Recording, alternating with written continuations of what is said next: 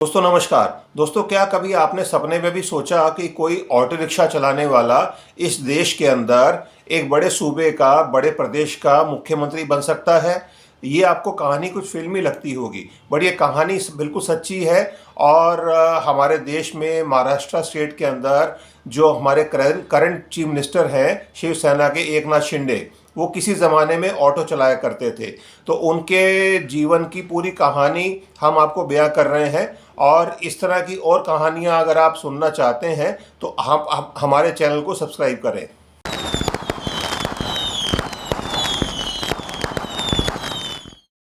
इस कहानी की शुरुआत महाराष्ट्र में छोटे से ज़िले सतारा से होती है। सन 1964 में सतारा में एकनाथ शिंदे का बर्थ होता है और ये बड़ी गरीब परिवार में इनका बर्थ होता है और बड़ी मुश्किलों में एक छोटे से गांव में इनका बर्थ है।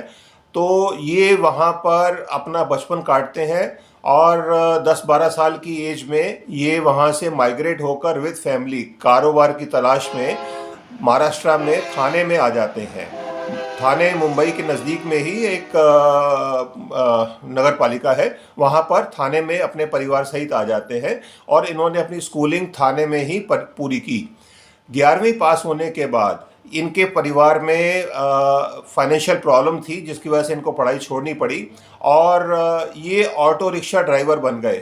18 साल की एज में ये 1982 में आकर ऑटो रिक्शा चलाने लग गए थाने की सड़कों पर।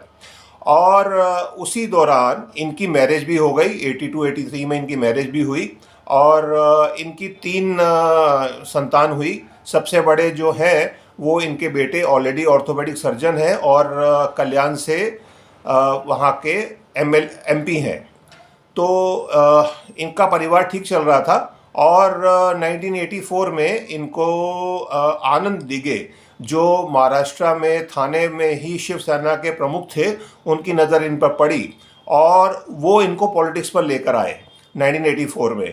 तो 1984 में जब पॉलिटिक्स में लेकर आए इनको, तो इनको शाखा प्रमुख बनाया गया और ये वागले इंडस्ट्रियल एरिया के अंदर ऑटो भी चलाते थे और वहाँ के यूनियन लीडर भी वहाँ के बन गए शिवसेना की तरफ से।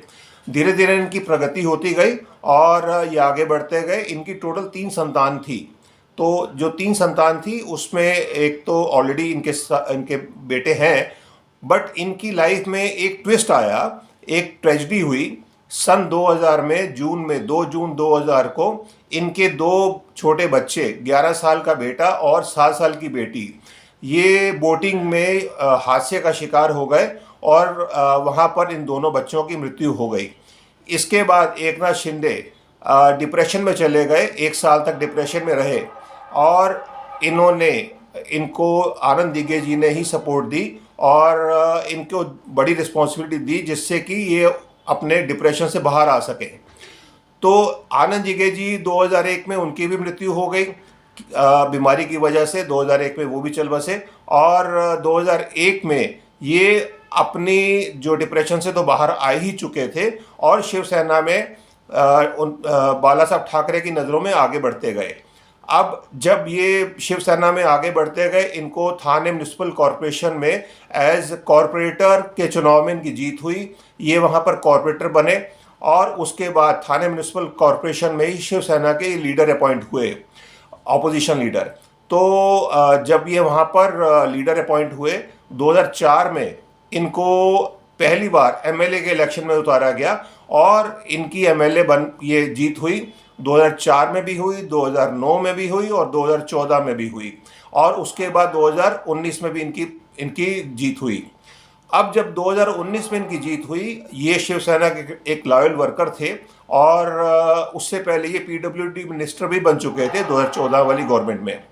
2019 में जब महाराष्ट्र के अंदर पॉलिटिक्स में एक ट्विस्ट एंड टर्न आया, जहां पर उद्धव ठाकरे जी ने अपनी गवर्नमेंट फॉर्म की और उनके साथ कांग्रेस के साथ मिलकर और शरद पवार जी के साथ मिलकर NCP के साथ, तो वो उनको बहुत नागवार गुजरा श्रीकांत शिंदे जी को, बट ये कंटिन्यू किया इन्होंने मिनिस्ट्री के अंदर और ये अर्बन डेवलपमेंट मिनिस्ट्री इनके हाथ में आई। अर्बन डेवलपमेंट मिनिस्ट्री में ये रहे, बट इनकी अंदर ही अंदर बीजेपी के साथ इनकी निष्ठा थी और इनका कांग्रेस के साथ और एनसीपी के साथ इनका अच्छा नहीं चल रहा था। और ये उद्धव ठाकरे जी को बार बार बोलते रहे कि हमें अलग होना है, शिवसेना को अलग होना है, बट उद्धव ठाकरे जी नहीं माने।